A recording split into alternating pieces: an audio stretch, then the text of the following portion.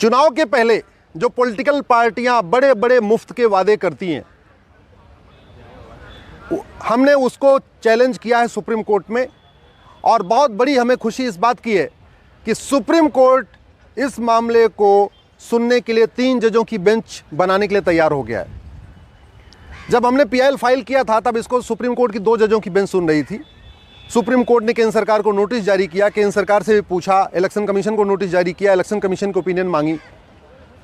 Supreme court ने tax payers के बारे में भी कहा है कि एक एसोसिएशन अपना टैक्स पेयर का भी बनना चाहिए, उनकी भी इनपुट आना चाहिए, उनका भी फीडबैक आना चाहिए, आरबीआई का इनपुट आना चाहिए, कैसे इस फ्रीवीज सिस्टम को रोका जाए, जो मुफ्त रेवड़ी का कल्चर है, इसके बारे में सुप्रीम कोर्ट ने सबसे ओपिनियन मांगी है। सुप्रीम कोर्ट ने मुफ्तखोरी रोकने के लिए आरबीआई की ओपिनियन मांगी है, फाइनेंस कमीशन को ओपिनियन मांगी है, इलेक्शन कमीशन को ओपिनियन मांगी है, केंद्र सरकार की ओपिनियन मांगी है। इसके अलावा सुप्रीम कोर्ट का कहना है कि टैक्स पेयर का भी अपना एक एसोसिएशन होना चाहिए, चूँकि ये पूरा देश करदाताओं के पैसे से चलता है। तो टैक्स पेयर का पैसा कैसे यूज होना चाहिए, कहाँ रोकना चाहिए, क्या टैक्स पेयर का पैसा मुफ्तखोरी में खर्च करना चाहिए, रेवड़ी बांटने में खर्च करना चाहिए, इसलिए टैक्स पेयर्स की भी ओपिनियन आनी चाहिए। क्वेश्चन ऑफ लॉ फ्रेम हो चुका है, मामला 3 जजों की बेंच को रेफर हो गया है, लेकिन 3 जजों की बेंच बनी नहीं थी। 3 जजों की बेंच को ये मामला पिछले साल अगस्त में ही चला गया था, लेकिन उसके बाद सुनवाई नहीं हो पाई थी, बेंच नहीं बनी। आज मैंने सुप्रीम कोर्ट चीफ जस्टिस साहब से रिक्वेस्ट किया है कि मामला बहुत ही महत्वपूर्ण है, कृपया आप 3 जजों की बेंच बनाइए। और चीफ जस्टिस ऑफ इंडिया ने बोला हम इस पर 3 जजों की बेंच बनाएंगे, इस पर सुनवाई करेंगे। मैंने अपने पीआईएल में यही कहा है कि 70 लाख करोड़ रुपए का कर्जा तो राज्यों के ऊपर है, राज्यों के ऊपर 70 लाख करोड़ का कर्जा है। कोई ऐसी राज्य सरकार नहीं है भारत में जो कर्जे में नहीं है। इवन सबसे ज्यादा ढोल पीटने वाली दिल्ली की सरकार, केजरीवाल की सरकार, ये भी 55,000 करोड़ के कर्जे में है। 55,000 करोड़ का कर्जा तो दिल्ली के ऊपर है, 3 लाख करोड़ का कर्जा पंजाब के ऊपर है, बिहार के ऊपर भी 3 लाख करोड़ का कर्जा है, लगभग 3 लाख करोड़ का कर्जा केरल के ऊपर है, उत्तर प्रदेश में 6 लाख करोड़ का कर्जा है। तो भारत की ऐसी कोई सरकार नहीं है जिसके ऊपर 50,000 करोड़ या 1 लाख करोड़ या 2 लाख करोड़ 3 लाख करोड़ का कर्जा नहीं है। टोटल कर्जा 70 लाख करोड़ का हो गया है राज्यों के ऊपर, लगभग 80 लाख करोड़ का कर्जा केंद्र के ऊपर है। तो अगर पूरा देखें तो भारत इस समय 150 लाख करोड़ के कर्जे में है, 150 लाख करोड़ के कर्जे में। ये जितना डेवलपमेंट हो रहा है ये सब कुछ अपने पैसे से नहीं हो रहा है, उधारी ले लेके हो रहा है। राज्य सरकार केंद्र सरकार से उधारी लेती है, केंद्र सरकार वर्ल्ड बैंक से उधारी लेती है, केंद्र सरकार फला से उधारी लेती है, अलग अलग उधारी लेके काम चल रहा है। तो मैंने सुप्रीम कोर्ट से ही निवेदन किया कि अगर अपने पास पैसा ना हो, उधारी लिया जाए, तो उधारी लेके कभी हलवा पूड़ी नहीं खाते, उधारी करके तो सिंपल रोटी चावल दाल रोटी सब्जी खाया जाता है। लेकिन चुनाव जीतने के लिए पॉलिटिकल पार्टियां उधारी भी कर रही हैं, उधार लेती चली जा रही हैं, और लेते लेते लाखों करोड़ का 70 लाख करोड़ राज्यों के कर्जा हो गया। इसके बावजूद जब भी कोई चुनाव आता है तब फिर से शुरू हो जाएगा, हम स्मार्टफोन देंगे, कोई कहता हम कलर टीवी देंगे, कोई कह रहा हम वॉशिंग मशीन देंगे, कोई कह रहा हम मंगलसूत्र देंगे, कोई कह रहा कुछ देंगे। फंडामेंटल राइट तो पूरा हो नहीं पा रहा है।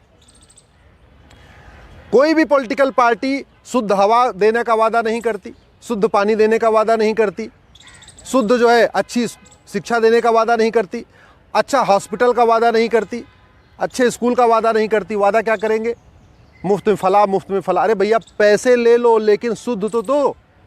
शुद्ध हवा, शुद्ध पानी, शुद्ध भोजन दे नहीं पा रहे, शुद्ध सब्जी दे नहीं पा रहे, शुद्ध फल दे नहीं पा रहे हो, और कह रहे नहीं हम तो फ्री में पानी देंगे, फ्री में बिजली देंगे, और फ्री में वॉशिंग मशीन देंगे, और फ्री में मंगलसूत्र देंगे। इस पर रोक लगाना ज़रूरी है।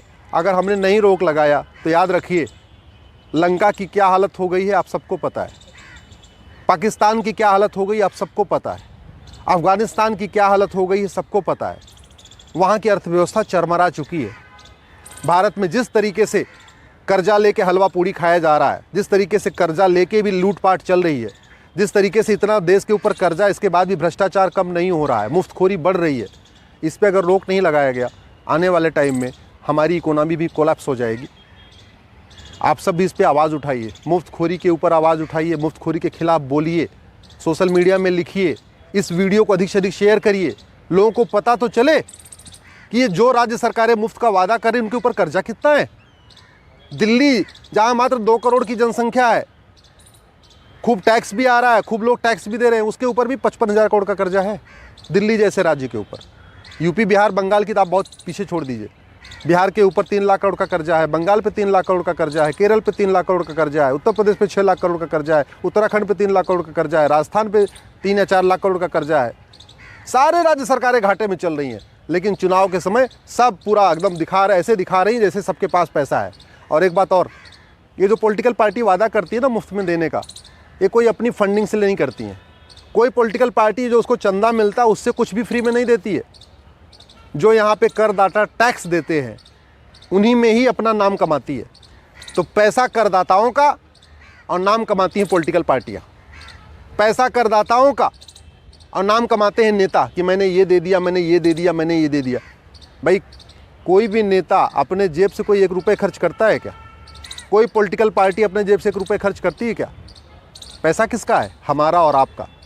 तो हमारा आपका पैसा सही से उपयोग हो, सही जगह उपयोग हो, उसका दुरुपयोग न हो, मुफ्त रेवड़ी में उसका दुरुपयोग न हो, इसके खिलाफ आवाज़ उठाइए।